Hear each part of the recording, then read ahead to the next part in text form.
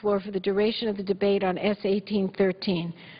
Harun Dogal, Avital Barnea, Elizabeth Snyder, Christopher Tusanovich, Andrea Chapman, Amanda Bartman, Claire Green. And I ask unanimous consent that there be no motions in order other than a motion to table prior to the vote in relation to Amendment 1520. Without objection. Thank you very much. I would yield the floor. And I place a quorum call. Clerk will call the roll. Mr. Akaka.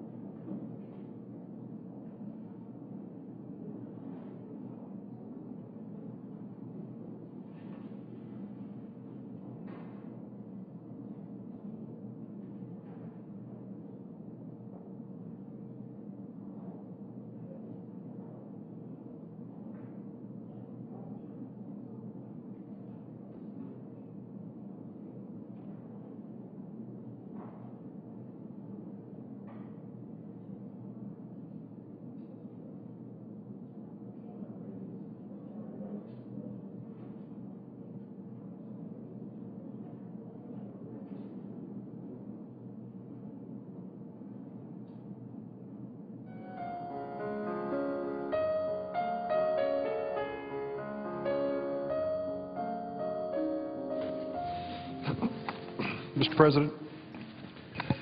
The senator from Illinois. As consent, the quorum call be suspended. Is there objection? Without objection. Consent to speak as if in morning business. Without objection. Thank you. Mr. President, the march of progress in America can be marked by the expansion of freedom. Slaves who were denied full citizenship under our Constitution were given their rights with amendments after the Civil War. Civil rights legislation in the 1960s helped African Americans and others claim their rightful place in America. And women, denied a vote in America for generations, finally won that right early in the 20th century. Yet it took us until nearly the end of the 20th century to acknowledge the rights of another group of Americans who have suffered discrimination throughout history, people with disabilities. I'd like to take a moment to recognize one of the heroes of the disabilities rights movement who passed away this past Thursday at the age of 68. Dr. Young Woo Kang was a champion for people with disabilities in America, his native South Korea, and around the world. He was born in a small farming village in South Korea under the shadow of the Korean War. Young Woo Kang overcame adversity to become the first blind South Korean to ever earn a PhD. Dr. Kang's life reminds us that disability can happen to anyone at any time. When he was 14 years old, a soccer injury cost him his eyesight. He spent the next 2 years in the hospital, enduring surgery after surgery, before they finally told him the sad news. He would never regain his sight. That was 1960. At the time, there were only 2 professions in South Korea open to the blind: masseur and fortune teller. But young Woo Kang had other plans. When he was refused admission to college because of his disability, he challenged the system and won. And when he was allowed to take the college entrance exam, he scored in the top 10 out of hundreds of students. Dr. Kang became the first blind person to graduate with highest honors from Yonsei University, South Korea's oldest and most prestigious college. He planned to earn a postgraduate degree in special education from the University of Pittsburgh. In fact, he'd already been accepted there when he learned that South Korean policy prohibited citizens with disabilities from studying abroad. He lobbied successfully to change the policy. not only for himself, but for thousands of others in South Korea with disabilities. In 1976, after obtaining his Ph.D., Dr. Kang taught international affairs at Daegu University in South Korea and became a disability rights advocate. He urged the passage of legislation in Korea similar to the Americans with Disabilities Act, and he helped develop the first Braille alphabet for the Korean language. He also founded Goodwill in Korea, which provides job training and career services to people with disabilities. Dr. Kang and his wife, Kyung, or Kay as she's known, were blessed with two sons, Paul and Chris. Dr. Kang and his wife both worked in the Gary, Indiana Public School District for decades. He is a supervisor for special education and she is a teacher for visually impaired students. He also served as an adjunct professor at Northeastern University in my home state of Illinois. In 2002, Dr. Kang was nominated by President George W. Bush to serve on the prestigious National Council on Disability, an independent federal agency that advises the President and Congress on issues affecting 54 million Americans with disabilities. A moment ago, I mentioned Dr. Kang's sons. Dr. Paul Kang is an ophthalmologist and has served as president of the Washington, D.C. Metropolitan Ophthalmological Society. Chris Kang may be a familiar name to some of my colleagues. He was a member of my Senate staff for 7 years, and like his father, Chris is brilliant and hardworking.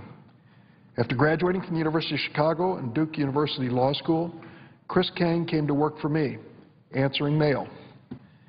Soon, he was promoted in the ranks, and he was drawn to public service like his father to try to do well for other people. He rose quickly in my office, moving from answering letters to serving on the Senate Judiciary Committee as one of my attorneys. He became my chief floor counsel and served 4 years negotiating legislation, helping me understand Senate procedure and conducting important whip counts. 3 years ago, Chris Kang accepted a position as special assistant to the President in the White House Legislative Affairs team. He's made history in his own right by helping to pass such historic laws as the American Recovery and Reinvestment Act, the Affordable Care Act, and the Fair Sentencing Act. Last year, Chris moved into a new position, a promotion, as senior counsel in the White House counsel's office, where he's now the President's top advisor on judicial nominations. Now, how's that for an American success story?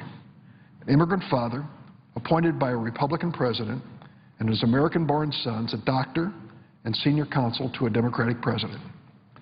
The great humanitarian Helen Keller, who lost her hearing and her sight as a young child, was asked once whether she could imagine any fate worse than losing one's sight, and she replied, yes, losing one's vision.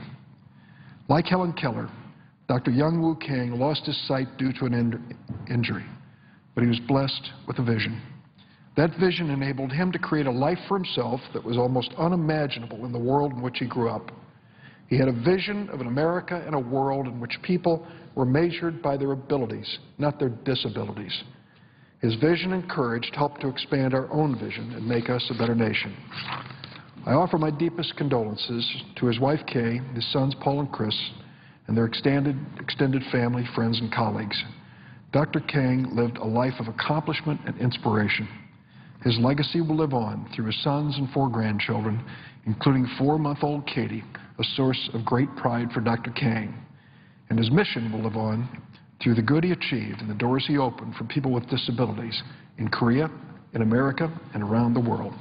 Mr. President, I yield the floor and suggest the absence of quorum. Clerk will call the roll. Mr. Akaka.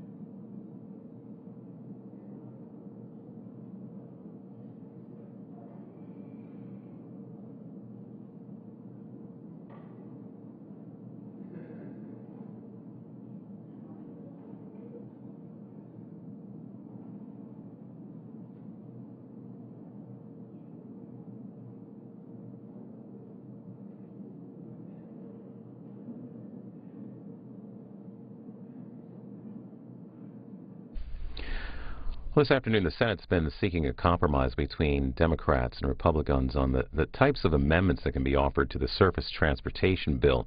We heard Senator Boxer come to the floor to speak about that, focusing on the contraception amendment offered by Senator Blunt. Majority Leader Reid has just asked for and got unanimous consent to have a vote on the Blunt contraception amendment at a time to be determined Thursday, this coming Thursday. That amendment would allow health insurance plans to decline to cover the cost of procedures that clash with an insurer's religious beliefs. House and Senate leaders this afternoon, later today, will be unveiling a ceremonial marker recognizing the contributions of African Americans in building the U.S. Capitol. That's expected to happen at about 4:30 this afternoon. We will be recording that event and we'll have it later on the C-SPAN networks.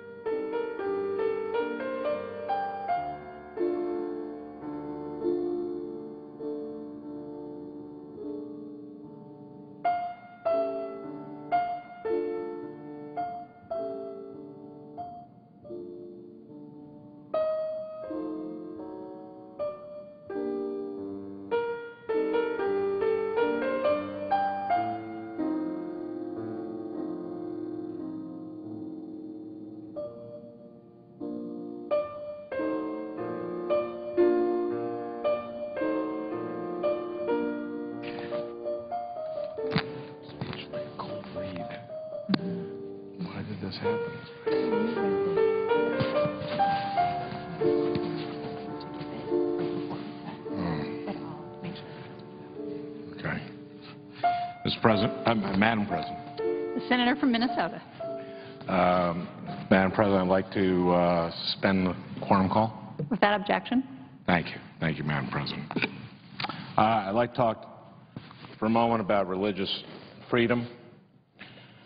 Our country was founded on the belief that all Americans should have the right to practice their religious beliefs as long as their faith does not infringe on the rights of others.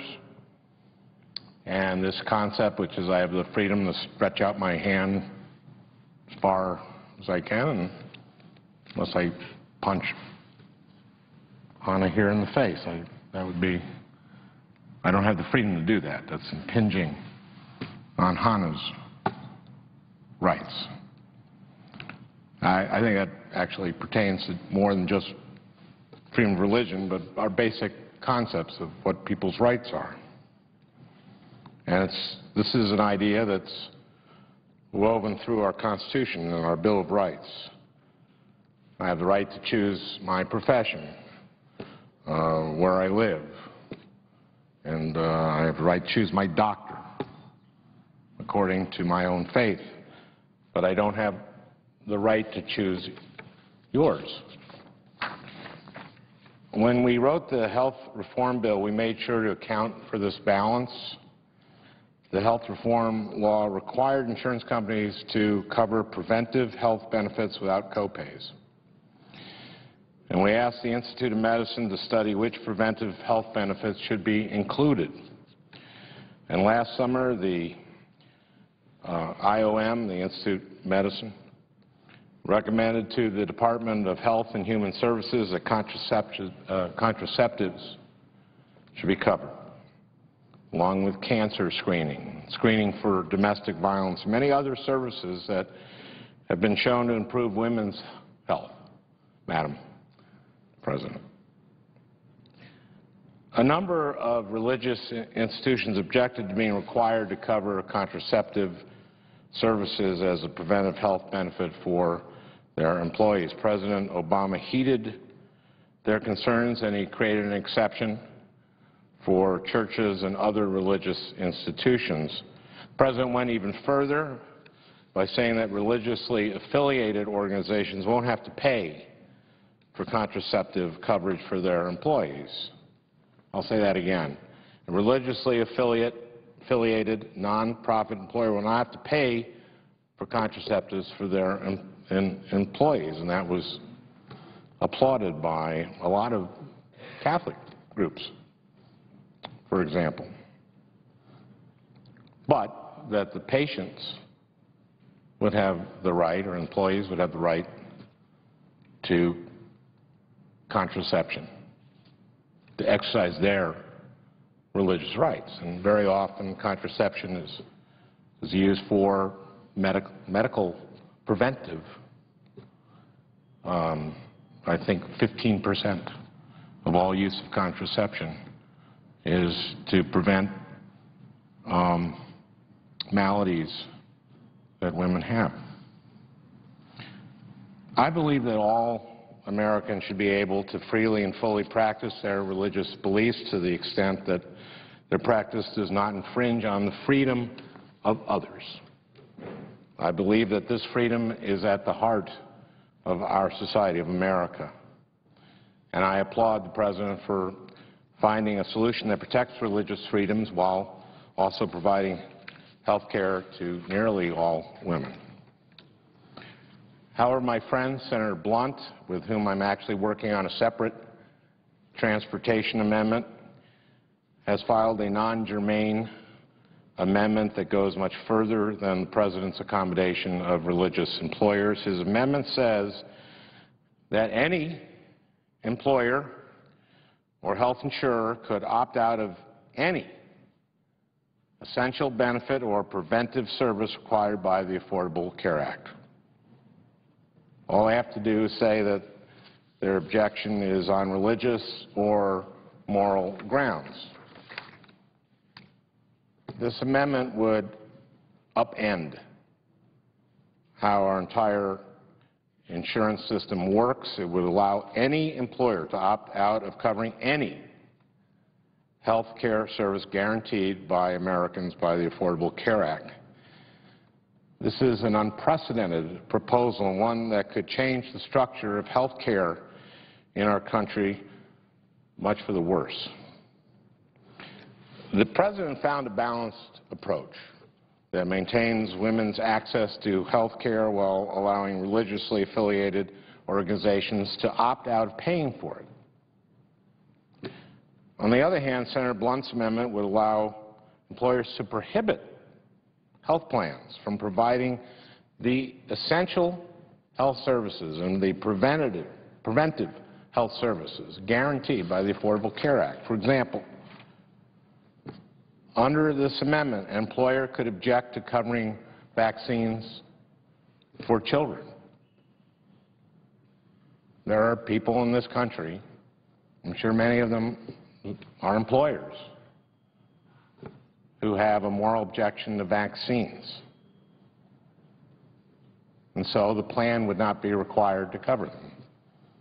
Or an employer could not or the employer could choose not to allow an insurer to cover maternity care for a single woman.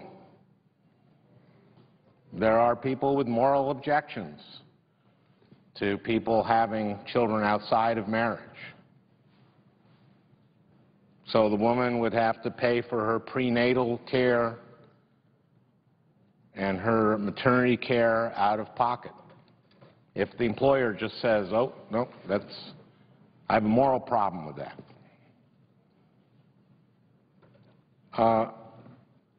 And of course, Senator Blunt's amendment ignores the religious freedom of women to be able to access contraceptives. The President's accommodation a couple weeks ago protected the religious freedom of religious organizations while also protecting the religious freedom of the women who are their employees. Remember, the employees have religious freedom too. The Blunt Amendment violates the freedom of women to receive the kind of scientifically proven health care that she chooses. She chooses. Madam President, this proposal doesn't simply put women's access to birth control in the hands of their employers. It doesn't simply allow politics to get between women and their doctors. It changes the way that health care is provided in our country, and it violates a core belief in our society that our religious decisions are our own, and that each of us, every woman and man in our society, has the right to make decisions about our own health for ourselves and for our families. Over the last decade, we have seen proposal after proposal that would politicize the decisions that women make with their doctors. Now we're seeing an all-out attack on women's right to protect their health by using contraceptives. This is something that almost all women in this country use at some point in their lives. These women choose to do that.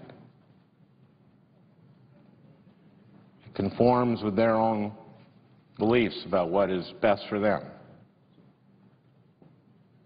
I think we all believe, or almost all of us believe, that women should have that right.